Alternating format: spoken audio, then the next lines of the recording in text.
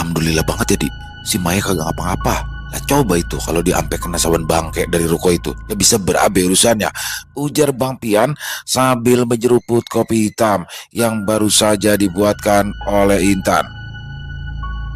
Iya bang, saya juga nggak nyangka kalau bakalan kayak gini. Padahal saya nggak ngerasain ada energi makhluk gaib yang kuat di sana bang. Tapi begitu saya masuk ke dalam mereka, ada sosok makhluk yang kayaknya kuat banget bang. Balas Ardi dengan wajah yang terlihat serius kala itu. Makanya itu Di, lu aja kagak bisa ngerasain ada energi gelap di sono, apalagi gua. Ujar Bang Pian sambil menggelengkan kepalanya. Kayaknya tuh tempat bakalan susah dibersihin dah Di. Ibarat kotoran mah udah bekerak, kalau ibarat benang udah kusut banget. Imbu Bang Pian yang pikirannya kembali melayang ke sebuah ruko yang baru saja didatanginya bersama Ardi dan juga Mbak Maya. Terus bagaimana ya bang? Apa mau berhenti di tengah jalan? Tanya Ardi sambil mengambil pisang goreng yang mereka beli sebelum pulang tadi. Lah, bagaimana urusannya? Jangan berhenti tengah jalan dong. Nanti kalau ada yang nobruk gimana? Balas Bang Pian sambil tertawa. Gue juga bingung tadi. Baru kali ini gue ngalamin yang kayak beginian. Kayaknya tuh tempat kagak ketembus sama mata batin gue. Imbu Bang Pian yang raut wajahnya mulai terlihat serius. Saya pikir juga gitu bang. Kenapa mata batin kita gak bisa nembus tempat itu? Balas Ardi yang terlihat sedang memikirkan sesuatu. Apa tempat itu emang ada penunggunya yang kuat banget ya dia? Atau emang kemampuan kita yang mulai turun? Ucap Bang Pian yang juga penuh tanda tanya. Ya, mau gak mau, pelan-pelan deh bang kita telusurin. Yang penting kita gak boleh lengah bang. Karena sedikit aja kita lengah kayak kemarin, bisa ribet urusannya. Balas Ardi dengan nada penuh keyakinan. Gue masih siap aja Di. Kalau kata lu lanjut ya gue ngikut. Ngomong-ngomong, itu si Maya apa gimana Di? Kayaknya dia demen beneran tuh sama lu. Ujar Bang Pian yang membuat Ardi tersipu malu. Saya belum mikir ke situ bang. Kerja aja belum jelas, gampang itu mah bang. Kalau Jori juga gak bakal kemana. Balas Ardi dengan santainya. Segala kerjaan dipikirin. Lah kalau lu jadian sama Maya, pan lu enak tinggal tunjuk-tunjuk doang. Lah orang bapaknya bos besar, bagaimana sih lu Di? Lagian zaman sekarang mau beda sama zaman dulu. Kalau dulu boleh dah lu bilang kalau jadi juga gak bakal kemana. Nah sekarang beda coy. Kalau lu kagak kemana-mana, kagak bakalan nemuin jodoh. You know. Balas Bang Pian yang hanya membuat Ardi bisa tersenyum. Dia pun udah bilang kalau dia demennya sama lu Di, udah sih katanya ngapa. Soal gawean mah gampang, rezeki udah dia ngatur. Bukan begitu Sohib? Imbu Bang Pian meyakinkan. Setelah membicarakan tentang Maya, keduanya kembali lagi dengan pembahasan mengenai ruko milik Pak Teguh yang menyimpan sebuah misteri. Bang Pian dan juga Ardi mulai memikirkan cara agar mereka dapat bertemu dengan sosok makhluk gaib yang menguasai tempat tersebut.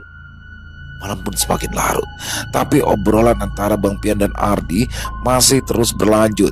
Walau kopi hitam di cangkir mereka sudah hampir habis, namun semangat untuk mencari jawaban dari misteri ruko milik Pak Teguh justru semakin membara. Mereka berdua mulai saling bertukar cerita dan pengalaman mereka masing-masing dalam menghadapi masalah yang terkait dengan makhluk-makhluk tak kasat mata.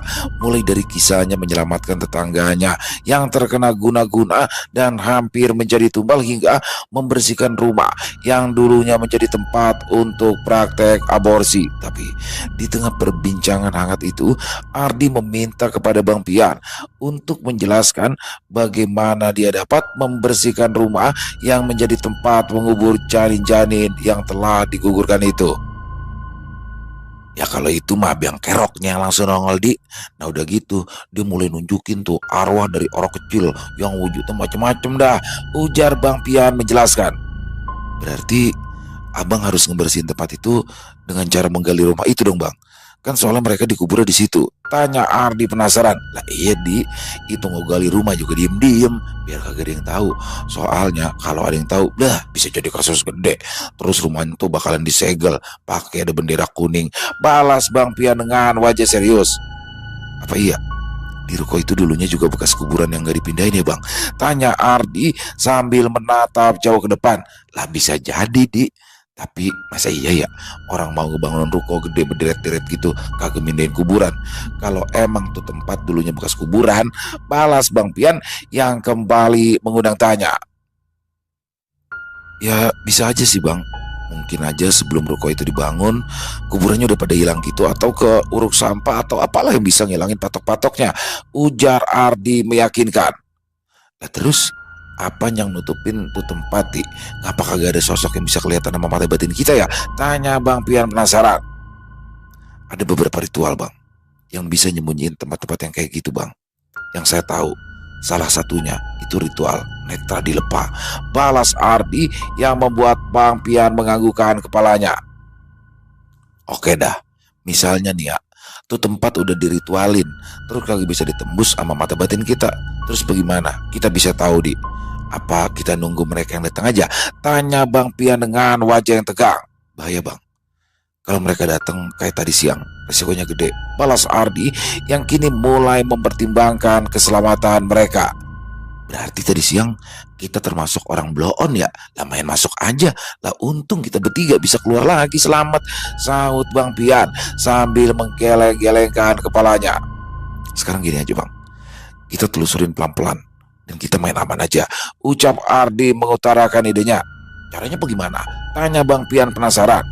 Ya sukma kita aja yang kesana Bang. Tapi kita juga nggak boleh terlalu dekat sama tempat itu Bang. Ucap Ardi yang langsung disambut dengan anggukan kepala oleh Bang Pian. Setelah membahas semua rencana yang akan mereka lakukan, Ardi dan Bang Pian pun siap untuk beraksi. Mereka berdua langsung masuk ke dalam rumah Bang Pian yang terdapat satu kamar khusus yang sering digunakan oleh Bang Pian untuk melakukan perjalanan spiritualnya.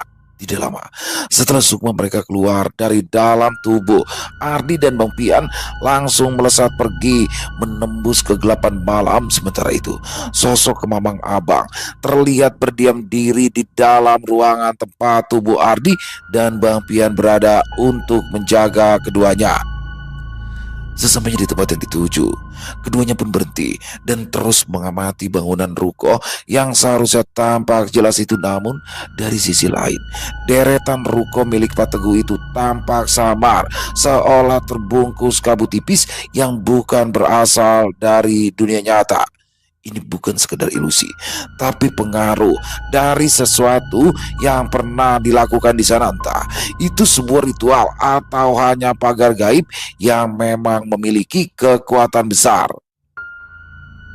Ardi dan Bang Pian tetap melayang di udara sambil terus mengamati ruko-ruko yang tampak memiliki bayangan samar yang berpendar ke berbagai arah. Dan semakin mereka mendekat, semakin terasa pula tekanan yang menyelimuti tempat itu. Tekanan yang sepertinya berasal dari sebuah energi pekat yang seolah-olah menolak kehadiran mereka. Lah pantesan mata batin kita kagak bisa nembus di. Lah pagarnya aja kayak begini, ujar Bang Pian sambil terus mengamati keadaan di sekitarnya. Beruntung banget Bang, kita tadi nggak kekurung di tempat ini. Balas Ardi sambil menggelengkan kepalanya. Kalau udah begini bagaimana nih Didi? Kayaknya emang susah banget dah bakal masuk. Risikonya gede, ujar Bang Pian dengan nada pesimis. Pasti ada kelemahannya Bang. Kita tunggu aja dulu ya. Balas Ardi yang terlihat tetap tenang dan terus mengawasi keadaan dengan seksama. Mereka tetap diam di udara, membiarkan sukma mereka beradaptasi dengan energi yang menyelimuti tempat itu. Ruko-ruko di hadapan mereka tampak semakin tak nyata, berpendar samar seperti fata morgana yang terus bergeser. Kabut tipis yang mengelilinginya sesekali beriak seperti gelombang di permukaan air yang dipengaruhi oleh sesuatu dari dalamnya. Ardi memperhatikan setiap pergerakan kabut itu, mencari celah yang mungkin bisa mereka manfaatkan. Pagar gaib yang mengurung tempat itu jelas bukan sekedar perlindungan biasa. Ada sesuatu yang lebih besar yang menahannya, sesuatu yang tidak hanya bertujuan menyembunyikan tetapi juga melindungi apa yang ada di dalamnya. Bang Pian, meski terlihat sedikit gelisah, tapi dia tetap fokus mengamati sekeliling. Dia bisa merasakan hawa pekat yang semakin menekan mereka. Energi itu seolah bergerak seperti makhluk hidup, mendeteksi keberadaan mereka.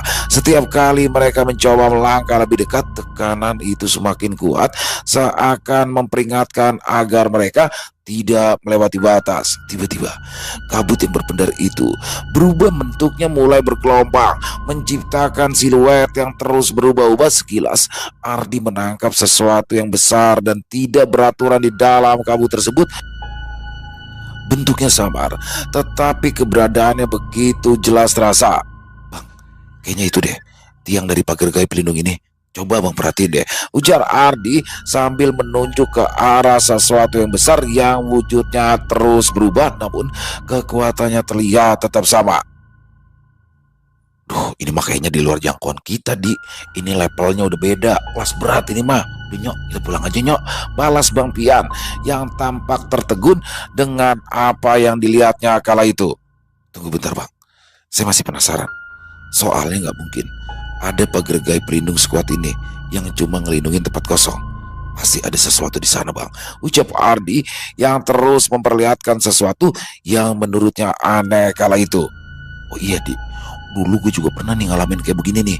Waktu itu ada pagar gaib pelindung yang kuat tapi bisa gue tembus pakai goloknya Wiratungga, sahut Bang Pian yang kembali teringat pada sebuah pertempuran gaib besar yang pernah dialaminya. Jangan bang, jangan, terlalu berbahaya.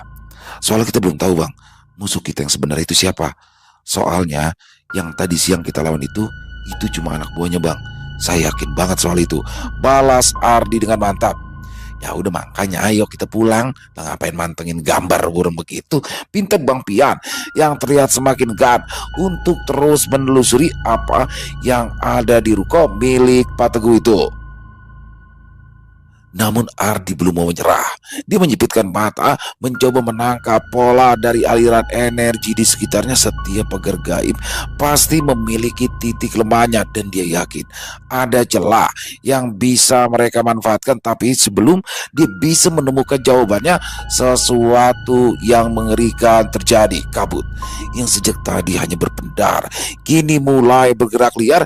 Siluet besar yang berada di dalamnya tiba-tiba berguncang hebat, seolah menyadari keberadaan mereka. Energi yang semula hanya menekan kini berubah menjadi pusaran kuat yang menyedot udara di sekitaran mereka. Seketika suara gemuruh bergema seperti raungan dari makhluk yang tak terlihat mengguncang alam sukma mereka. Bang Pian langsung menarik Ardi menjauh karena menyadari bahwa mereka sudah terlalu lama berada di sana. Dan saat itu mereka sadar jika pagar gaib itu tidak hanya berfungsi sebagai perlindungan, tetapi juga sebagai jebakan bagi siapapun yang menembusnya. Jika mereka tidak segera pergi, ada kemungkinan mereka akan terperangkap di dimensi lain itu tanpa tahu jalan keluarnya. Alhamdulillah, hampir aja di kita berdua ketelan sama tuh energi, ujar Bang Pian setelah sesaat mereka kembali ke tubuh mereka masing-masing. Bang, abang ngerasa ada yang aneh gak sih? Tanya Ardi yang malah membuat Bang Pian terlihat kebingungan. Apanya yang aneh? Lah kita aja yang aneh, ngomongnya nungguin salang gonggok kayak tadi. Balas Bang Pian sambil berdiri dari duduknya. Dulu lah, gue bikin kopi dulu biar enak ngobrol lah. Begadang aja kita nih, nanggung udah jam 1. Imbu Bang Pian yang langsung bergegas menuju ke dapur rumahnya. Malam itu Bang Pian dan Ardi kembali membahas hal aneh yang ada di ruko milik Pak Teguh. Keduanya tampak penasaran dengan apa yang sebenarnya ada di sana. Walau mereka baru saja menyaksikan sesuatu yang luar biasa di tempat itu, namun mereka belum juga mendapatkan petunjuk apapun tentang pagar gaib besar yang melindunginya. Tadi lu nanya gua, apakah gak ngerasa aneh ya, Di? Tanya Bang Pian sambil membakar sebatang rokok kesukaannya. Ya, emang abang gak ngerasain ada yang aneh ya? Balas Ardi sambil menyeruput kopi susu buatan Bang Pian. Kagak, banyak yang aneh. Kalau kata gua mah malah serem banget tuh tempat. Dan kayaknya gua mah ogah dah buat ngurusin rukun tuh, Di, ujar Bang Pian dengan wajahnya yang terlihat sangat serius. Bang, sekarang saya tanya nih ya, Kan kita udah tahu nih, kalau di semua ruko punya Pak Teguh ada pagar gaib pelindungnya. Nah, tapi kenapa tadi siang kita bisa masuk ke sana nggak pakai bersentuhan sama energi itu, Bang? Nah, terus makhluk-makhluk gaib itu datangnya dari mana?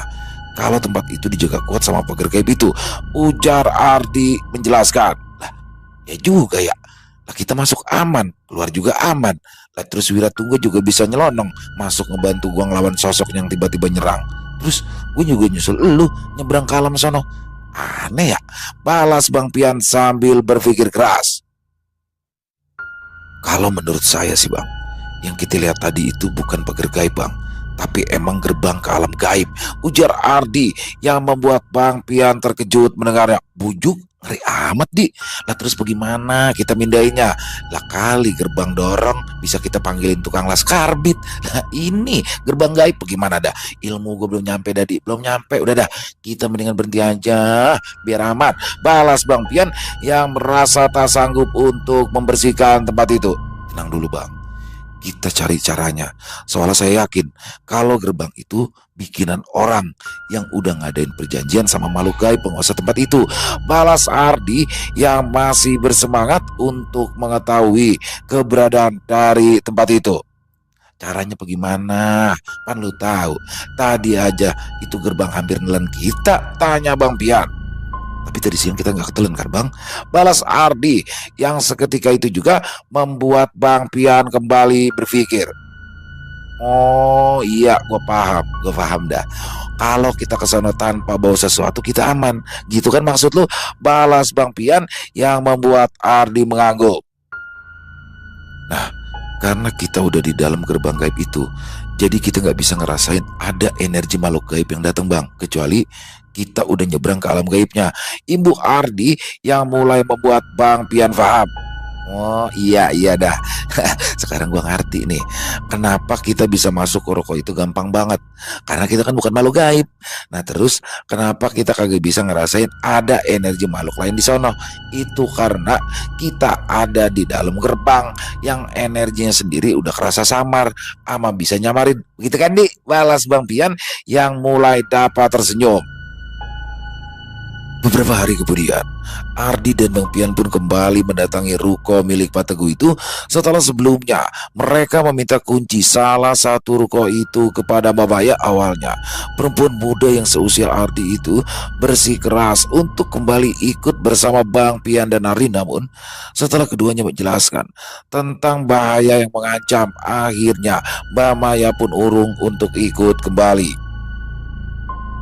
Siang itu, di bawah langit yang sedikit mendung, Ardi dan Bang Pian berdiri di depan ruko yang kini terasa lebih sunyi dari sebelumnya. Meski matahari masih bersinar, ada sesuatu yang membuat tempat ini terasa dingin dari seharusnya. Saat kunci dimasukkan ke dalam lubang, Ardi merasakan getaran halus menjalar di ujung jarinya, entah karena sugesti atau memang ada sesuatu yang bersemayam di sana. Dia bisa merasakan ada energi yang merambat dari balik pintu kayu itu. Bang Pian menelan ludah, bersiap dengan segala kemungkinan. Begitu pintu terbuka, udara di dalam terasa lebih berat. Aroma pengap bercampur dengan sesuatu yang sulit dijelaskan seperti bau kayu lapuk yang tercampur dengan kelembapan tanah. Cahaya yang masuk dari luar pun seakan langsung meredup. Begitu melewati ambang pintu seperti diserap oleh kegelapan di dalam ruangan itu. Mereka melangkah masuk, membiarkan pintu tetap terbuka agar cahaya dari luar bisa menerangi bagian dalam ruko. Lantai yang berdebu berderit halus di bawah langkah mereka, rak-rak kosong berjejer di dinding. Sementara di sudut ruangan terdapat meja tua yang sudah berdebu. Tidak ada yang aneh secara kasat mata, tetapi Ardi dan Bang Pian bisa merasakan bahwa tempat ini menyimpan sesuatu yang lebih dari sekedar ruangan kosong. Ardi menutup matanya sejenak, mencoba membuka mata batinnya untuk melihat lebih dalam. Namun seperti sebelumnya, energi di tempat ini terasa samar, nyaris tak bisa ditangkap, seolah-olah ada sesuatu yang dengan sengaja menyamarkan keberadaannya. Bang Pian juga mencoba merasakan hal yang sama, tetapi yang dia tangkap hanyalah desiran angin tipis yang terasa aneh di telinganya. Tiba-tiba terdengar suara kecil seperti sesuatu yang bergeser di sudut ruangan. Ardi dan Bang Pian langsung menoleh ke arah suara itu, namun yang mereka lihat hanyalah meja tua yang tetap diam di tempatnya, tidak ada tanda-tanda pergerakan. Mereka saling berpandangan, menyadari bahwa mungkin saja ada sesuatu yang sedang mempermainkan mereka. Dengan langkah pelan, mereka mulai menjelajah setiap sudut ruangan mencari petunjuk yang bisa membawa mereka lebih dekat kepada jawaban tentang misteri yang menyelimuti ruko ini. Mau gak mau, kita harus menyingkap tabir energi yang udah nutupin tempat ini, Bang, ujar Ardi sambil terus mengedarkan pandangannya. Gue ikut aja Dadi, pan lu kaptennya, balas Bang Pian singkat. Abang siap buat jadi kiper lagi? Tanya Ardi sambil tersenyum. Insya Allah, soal jaga gawang mah emang gue lebih jago. Udah, lu maju aja terus di, balas Bang Pian dengan penuh keyakinan. Setelah memilih tempat yang menurutnya aman, Ardi pun mulai membersihkan tempat tersebut dan menggelar kain putih yang dibawanya untuk alas duduk. Setelah itu, dia pun langsung duduk bersila sambil membaca doa dan mulai memutar tasbih kayu di tangan kanannya. Sementara itu, Bang Pian berdiri tak jauh dari tempat Ardi berada. Dia terus memperhatikan setiap sudut ruangan dengan penuh waspada. Meskipun suasana terasa sunyi, dia tahu bahwa keheningan semacam ini seringkali menjadi pertanda bahwa sesuatu tak kasat mata yang sedang mengawasi mereka. Ardi yang semakin tenggelam dalam lantunan doa yang terus mengalir dari bibirnya membuat suasananya mulai terasa berbeda setiap kali tasbih kayunya bergerak di antara jari-jarinya. Udara di dalam ruko terasa semakin berat, seolah energi yang tadinya tersembunyi mulai menggeliat, seolah terusik oleh lantunan doa yang dia bacakan. Tak lama kemudian, Bang Pian merasakan perubahan suhu yang begitu drastis. Udara di sekitarnya semakin dingin. Bulu kuduknya mulai meremang tanpa sebab yang jelas. Dia bisa melihat bahwa kabut tipis yang sebelumnya hanya terlihat saat mereka berada dalam wujud sukma, kini perlahan-lahan mulai muncul dalam dunia nyata. Kabut itu berputar pelan, membentuk bayangan-bayangan samar yang terus bergerak di sekeliling mereka. Alhamdulillah, akhirnya bisa juga lo di buat ngelepas tabir pelindung dari gerbang gaib di tempat ini, bisik Bang Pian dalam hatinya. Ardi terlihat tetap dalam posisi duduknya. Dia tampak semakin dalam, masuk ke dalam konsentrasi spiritualnya untuk dapat menembus lapisan energi yang menyelimuti ruko itu. Dengan keteguhan hatinya, ia berusaha mencari celah yang bisa digunakan untuk memahami apa yang sebenarnya tersembunyi di dalamnya. Namun, semakin dia mencoba menyelami, semakin kuat pula perlawanan yang ia rasakan. Setelah beberapa saat, Bang Pian mulai mendengar suara seperti kayu yang retak dari sudut ruangan tempat mereka berada. Tanpa ragu, Bang Pian langsung memutar tubuhnya mencoba mencari sumber suara tersebut. Namun yang dia lihat hanyalah bayangan yang bergerak cepat di balik sebuah rak kosong yang ada di sana.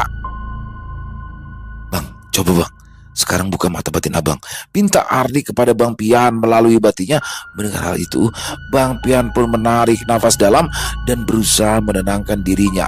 Sebelum membuka mata batinnya sepenuhnya, dia tahu bahwa apapun yang tersembunyi di balik kabut itu bukanlah sesuatu yang bisa dianggap remeh. Dengan satu helaan nafas terakhir, dia akhirnya membuka mata batinnya, dan seketika itu juga pemandangan di sekelilingnya berubah drastis. Ruko yang tadinya hanya terlihat kosong dan dipenuhi oleh kabut kini menampilkan wujud aslinya. Dinding-dindingnya tampak lebih gelap, seolah hangus terbakar oleh sesuatu yang tidak terlihat oleh mata biasa. Lantai yang semula tampak biasa saja kini terlihat penuh dengan bercak hitam yang menyerupai bekas darah kering. Astagfirullah, bangun-bangun makan nasi sama garam, ujar Bang Pian yang sangat terkejut kala itu. Lah baru ini gua ngeliat tempat yang sama persis, cuma beda kondisinya, imbu Bang Pian dalam hatinya. Sementara itu, Ardi masih tetap dalam posisi duduk, tetapi wajahnya kini terlihat sedikit menegang. Bang Pian bisa merasakan bahwa Ardi sedang berusaha menembus sesuatu yang lebih dalam dan mencoba menarik sesuatu yang selama ini tersembunyi di tempat ini. Tidak lama berselang, terdengar lagi suara seperti sebuah benda yang hancur tertimpa benda lain yang lebih kuat, dan setelah itu Ardi pun membuka matanya lalu berdiri dan langsung menghampiri Bang Pian. Nah, wujudnya seperti ini, Bang. Inilah yang namanya gerbang gaib yang dibuat atas perjanjian dari manusia sama makhluk yang ada di alam sebelah, ujar Ardi yang membuat Bang Pian terkejut. Lah, tapi ngapa bentuknya sama banget kayak ruko ini, Adik? Tanya Bang Pian penasaran. Nah, itu yang bikin mata batin kita ketutup, Bang. Jadi, gerbang gaib itu bentuknya seolah menyesuaikan dengan bentuk aslinya. Tapi, kalau Abang lihat lebih jauh lagi, Abang bakalan lihat alam mereka yang kemarin kita datengin, Bang. Balas Ardi menjelaskan. Oh, berarti kemarin mah kita masuk ke sono cuma ngasal lompat doang aja, Di. Tanya Bang Pian yang disambut anggukan kepala oleh Ardi. Setelah itu, Ardi pun mulai mengajak Bang Pian untuk mencari benda-benda yang menjadi alat ritual dari orang-orang yang dulu mengadakan perjanjian gaib tersebut. Benda itu diyakini oleh Ardi sebagai pondasi atau tiang dari gerbang gaib yang ada di tempat mereka berada kala itu.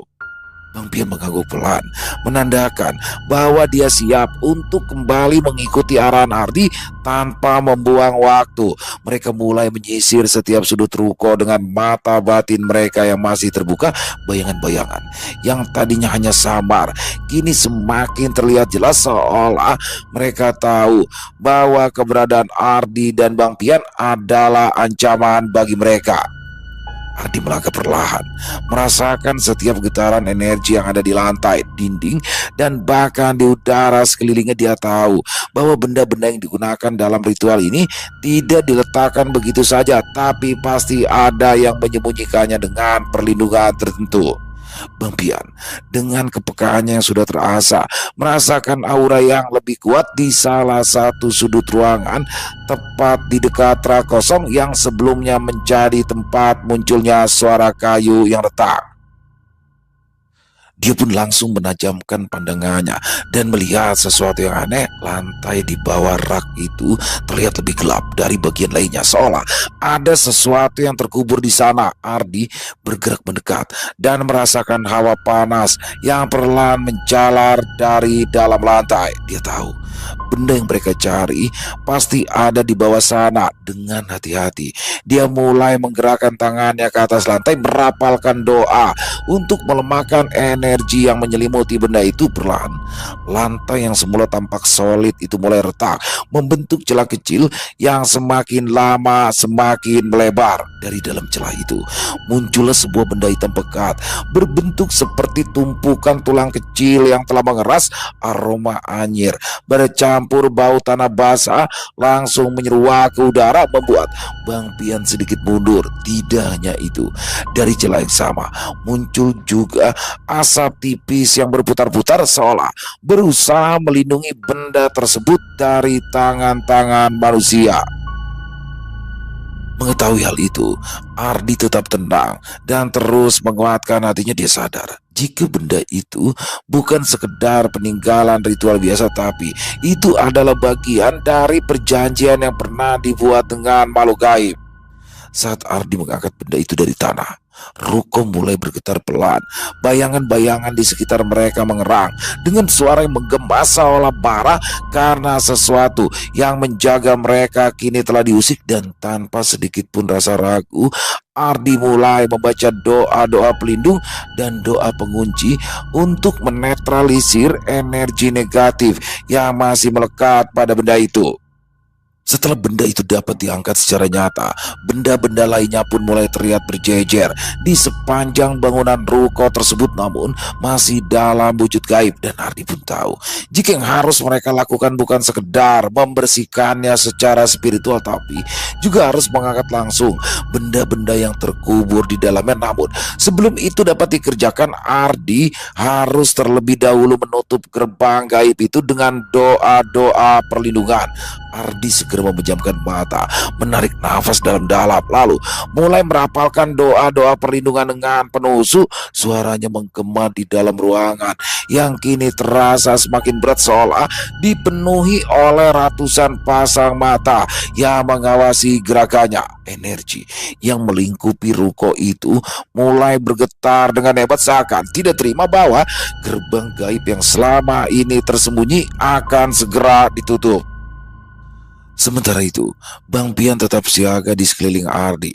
Dia juga merasakan perubahan yang semakin jelas. Asap tipis yang tadi hanya berputar pelan kini mulai bergerak liar, membentuk pusaran hitam yang semakin pekat di titik-titik tertentu.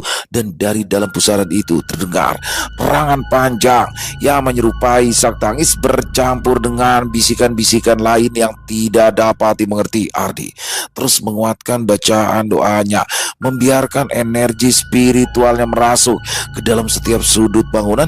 Tidak lama kemudian, perlahan cahaya kemasan muncul dari tempat duduknya itu, menyebar seperti riak air yang semakin lama semakin melebar. Begitu cahaya itu menyentuh batas ruangan, kabut hitam yang berputar-putar seketika berhenti, seolah kehilangan kekuatan untuk bergerak. Tidak lama kemudian, getaran tanah mulai mereda. Suasana yang tadinya penuh dengan tekanan kini berubah menjadi lebih ringan. Meskipun hawa dingin masih menyelimuti tempat itu, bayangan-bayangan yang tadinya samar kini terlihat lebih jelas, memperhatikan sosok-sosok yang selama ini bersemayam di dalam gerbang gaib tersebut. Ada yang menyerupai sosok manusia dengan tubuh cacat, ada yang berbentuk makhluk tak beraturan dengan wajah kosong, dan ada pula yang hanya berupa kabut hitam tanpa bentuk yang pasti. Namun semua makhluk itu kini tak lagi bergerak liar. Mereka seperti terpaku di tempatnya, seakan kehilangan daya untuk bertahan lebih lama. Dan gerbang gaib yang selama ini menjadi pintu penghubung mereka perlahan mulai menutup, ditandai dengan lenyapnya cahaya merah dari dalam tanah yang sebelumnya muncul saat benda yang menjadi pengikat perjanjian di tempat itu pertama kali diangkat. Ketika doa terakhir selesai dibacakan, suara erangan yang menggema di dalam ruko itu mendadak menghilang. Udara di dalam ruangan terasa lebih tenang. Meskipun jejak dari apa yang telah jelas terjadi masih bisa dirasakan dengan jelas. Ardi membuka kedua matanya sambil terus memperhatikan keadaan sekitar. Tidak lama kemudian, dia langsung mengajak Bang Pian untuk keluar dari dalam ruko tersebut. Lah, orang udah kelar bukannya senang, ngapa muka lu malah pucat gitu, Di? Tanya Bang Pian yang terlihat kebingungan ketika melihat Ardi dengan wajah seperti ketakutan. Saya takut kalau ruko ini tiba-tiba rubuh, Bang. Balas Ardi menjelaskan. Rubuh lagi? Lo kata pohon pisang, gampang amat rubuhnya, sahut Bang Pian sambil memandangi ruko berlantai 2 yang ada di hadapannya itu. Mudah-mudahan gak sih, Bang. Tapi biasanya kalau pasak gaibnya udah diambil, bangunan yang jadi satu tempat sama tempat gaib itu bisa rubuh, Bang. Balas Ardi yang perlahan berjalan mundur menjauhi ruko tempatnya berada. Nah, kalau itu gue tahu. Biasanya kan bangunan-bangunan tinggi dipasangin pasak alias tumbal biar dia kagak roboh.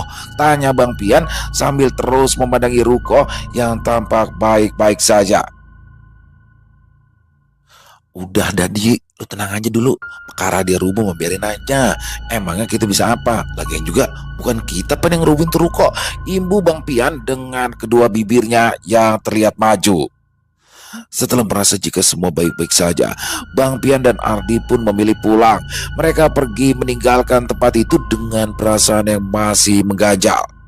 Keesokan harinya, Bang Pian datang menemui Ardi dengan wajah yang sedikit lega, namun masih menyimpan sedikit kekhawatiran. Ia mengabarkan bahwa ruko yang telah mereka bersihkan masih berdiri kokoh. Tidak ada tanda-tanda gangguan atau perubahan yang mencurigakan.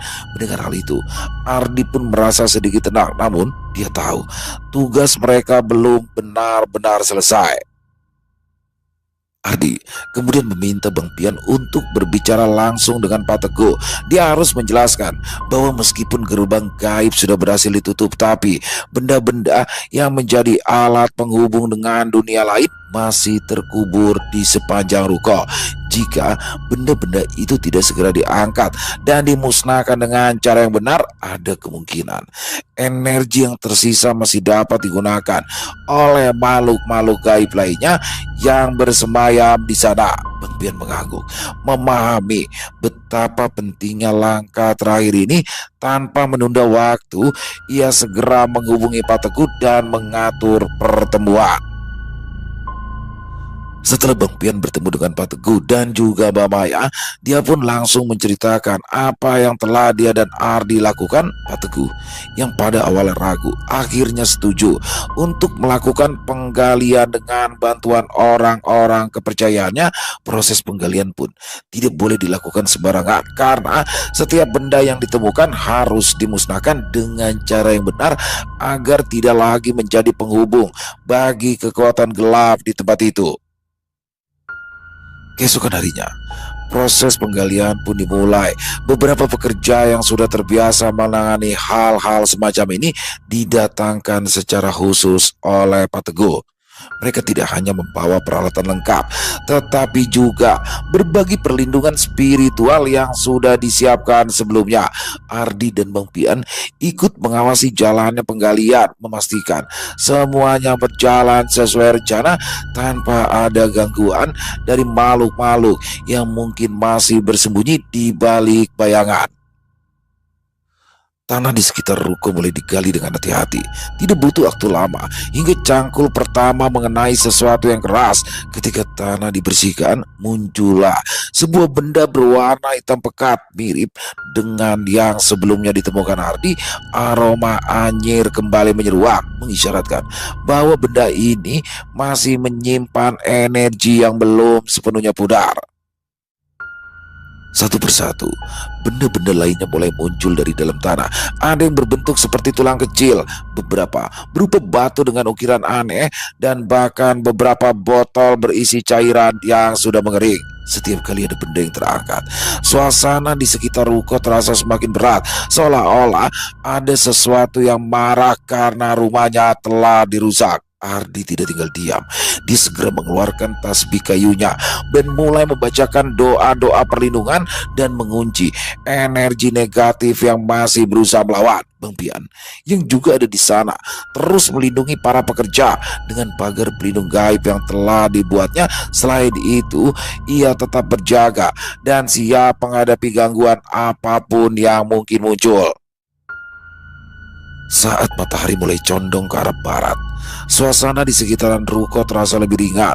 Energi pekat yang sebelumnya menekan seolah mulai menghilang bersama dengan terangkatnya benda-benda yang menjadi penghubung ke dunia gaib. Pak Teguh menarik nafas lega, sementara Mbak Maya menatap area yang telah digali dengan wajah penuh haru. Sementara itu, Ardi memastikan bahwa semua benda yang ditemukan dikumpulkan di satu tempat sebelum akhirnya dimusnahkan dengan cara yang benar. Dibantu oleh seorang ustadz yang sudah mereka hubungi sebelumnya, benda-benda itu dibakar dan dilarutkan di dalam air yang sudah diberikan doa-doa perlindungan. Asap hitam pekat membumbung tinggi, membawa sisa-sisa energi yang tersisa menghilang ke udara setelah doa terakhir dipanjatkan. Angin sepoi-sepoi berembus pelan, seakan membawa pergi sisa-sisa energi negatif yang masih tertinggal. Mbak Maya menatap Ardi dan Bang Pian dengan mata berkaca-kaca, merasa sangat berterima kasih atas bantuan mereka. Pak Teguh pun mengangguk mantap sambil mengucapkan terima kasih yang tak terhingga kepada keduanya. Saat malam tiba, Bang Pian pun pulang, meninggalkan ruko dengan perasaan lega. Sementara itu, Ardi terlihat masih bersama Mbak Maya. Keduanya tampak bersenda gurau dan semakin terlihat akrab. Sepertinya mereka berdua mulai menunjukkan rasa saling suka di antara mereka berdua.